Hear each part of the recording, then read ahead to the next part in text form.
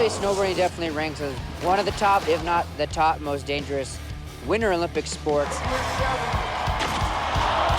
I've done my discs, I broke my back from hitting the deck, snapped my femur in half, broken displaced hip, so I got a rod and 4 screws in there. Next year, smacked my wrist on the deck, broke my scaphoid bone graft from my hip into my wrist, everything taken out of my leg, separated shoulder, meniscus, blew my disc almost all the way in half of my L5, tear my L4, bulge in my L5, and I broke my back. I had a compression fracture up high in my back, got a hematoma anyways. That's why you should see me wake up in the morning, bro.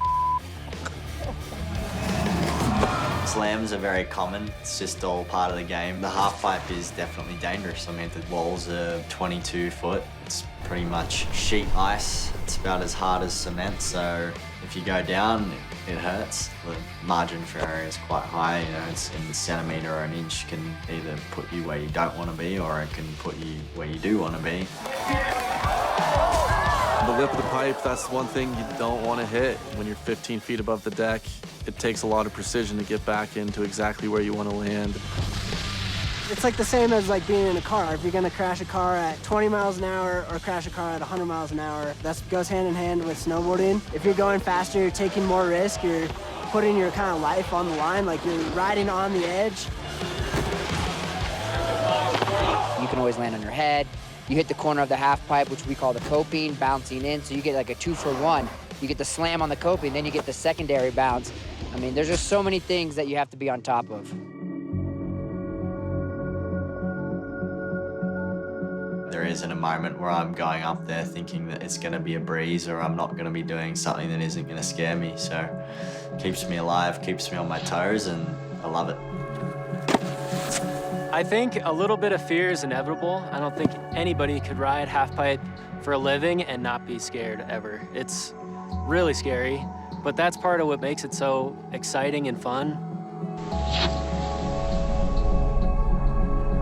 Everyone has fear, you know. If somebody tells you he doesn't have fear, it's wrong.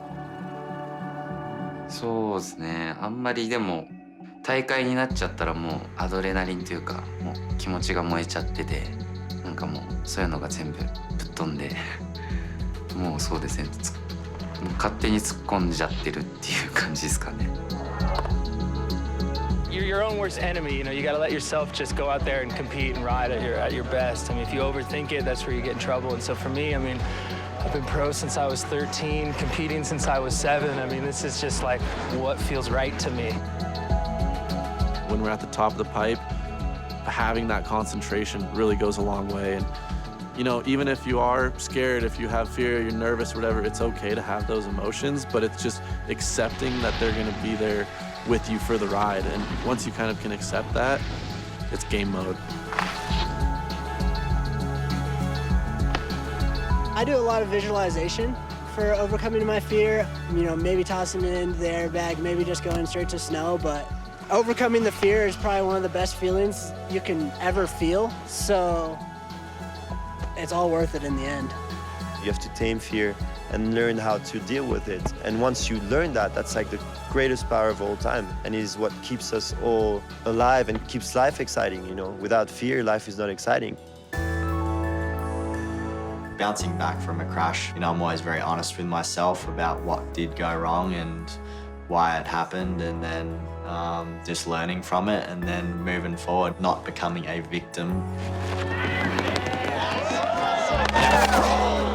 まあ飛ばないのは、まあ何やってもやっぱ印象が、まあないんで僕からしたら、やっぱバースにしてもスタイルにしても全部飛んでからっていうのが、まあそういう条件はあると思いますね。